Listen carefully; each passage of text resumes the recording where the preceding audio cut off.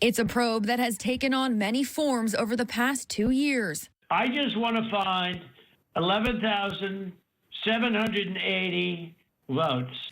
Sparked by a January 2021 phone call made by former President Trump to Georgia's Secretary of State, followed by several key developments, including a slate of fake Republican electors and continued claims of widespread voter fraud. Now, less than a week after Fulton County Superior Court Judge Robert McBurney released 9 pages of the special grand jury's report, jury forewoman Emily Kohrs is speaking out.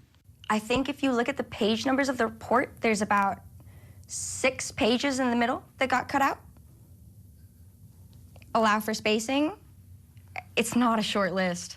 And while Kohrs declined to mention names, the New York Times reports when asked if the list included the former president, Kohrs said, quote, "You're not going to be shocked. The answer is not rocket science." One section of the report made public details the special grand jury's belief that one or more of the 75 witnesses they heard from lied under oath. I am Fonnie Willis. I am the elected district attorney here in Fulton County. The special grand jury recommending that Fulton County District Attorney Fonnie Willis consider seeking indictments against several unnamed witnesses on charges of perjury.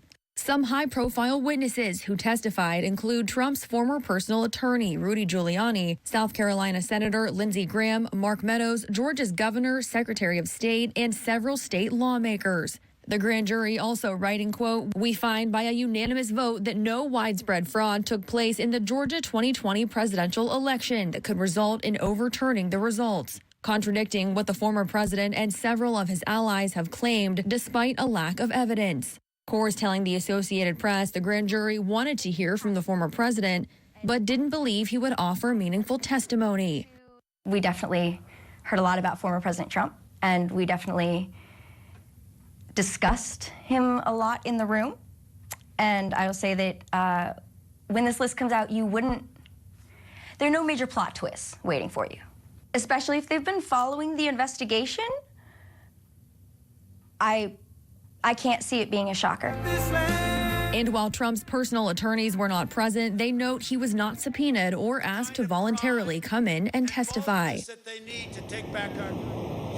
And so at the end of the day, this is not a body that has the power to, has indictment powers. It's really going to be up to DA Fonnie Willis, as we've been reporting, to make any charging decisions when it comes to this investigation. You know, she has put a lot into it over the past 2 or so years, as we mentioned, about 8 months of testimony here, so much to unpack. A lot of it is, all of it is in her hands now. And to that, Kohrs says she is very eager to see what happens next. At the end of the day, they have made those recommendations. Yeah, and if anything, this forewoman, she's certainly a compelling interview, that's for sure. National correspondent Mara Sirianni reporting in Atlanta this morning.